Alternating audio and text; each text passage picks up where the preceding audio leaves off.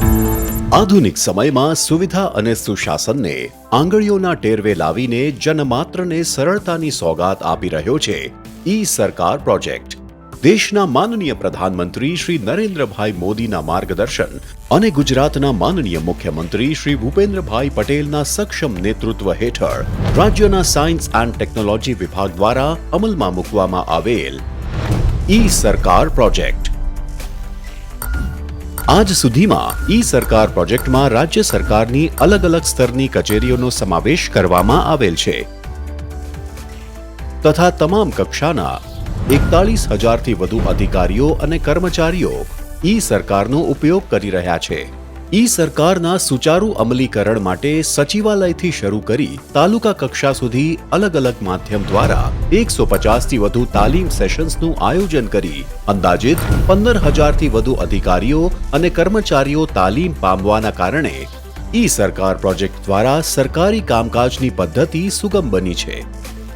ઈ સરકાર અંતર્ગત ઈ ફાઇલ્સ, ઈ ટપાલ, ઈ સાઇન દ્વારા ડોક્યુમેન્ટ્સને ડિજિટલ ડિસ્પેચ કરવાને કારણે ફાઇલોને ટ્રેક કરી કામકાજની પારદર્શિતા વધી રહી છે. ગુણવત્તા અને નિર્ણય લેવાની ગતિની જવાબદારીનું નિરીક્ષણ કરવું સરળ બનાવી રહ્યું છે. બિન ઉત્પાદક પ્રક્રિયાઓમાંથી સ્ટાફ, ઊર્જા અને સમયને બચાવ કરી નવીનતા આવી રહી છે. સરકારી કાર્ય પદ્ધતિ અને નીતિશાસ્ત્રમાં પરિવર્તન થઈ રહ્યું છે. કાર્યસ્થળમાં વધુ સહયોગ અને અસરકારક જ્ઞાન વ્યવસ્થાપનને પ્રોત્સાહન મળી રહ્યું છે. ઈ સરકાર દ્વારા કોઈ પણ ફાઇલ પર ઝડપથી કામગીરી શક્ય બની છે. ઓટો જનરેટેડ નંબરિંગ સિસ્ટમના કારણે ડિસ્પેચ સરળ બન્યું છે. QR કોડ વેરિફિકેશન દ્વારા ફાઇલની માહિતી ઝડપથી મેળવી શકીએ છીએ, જેથી કામ સુગમ બન્યું છે. તેમજ ઈ સરકાર ઇન્ટરનેટ પર ઉપલબ્ધ હોવાથી કોઈ પણ વ્યક્તિ કોઈ પણ જગ્યાએથી કામ કરી શકે છે. ઈ સરકારથી સરકારની કામગીરીમાં નોંધપાત્ર ફેરફાર થઈ રહ્યો છે.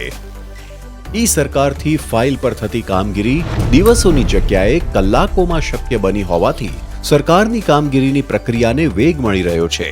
વધુ સારી દેખરેખ માટે પરવાનગી આપશે, કાગળનો બચાવ થશે અને ફાઇલોની પ્રક્રિયા તાલુકાથી લઈને વિભાગો સુધી સરકારના વર્ટિકલ એકીકરણને મંજૂરી આપશે.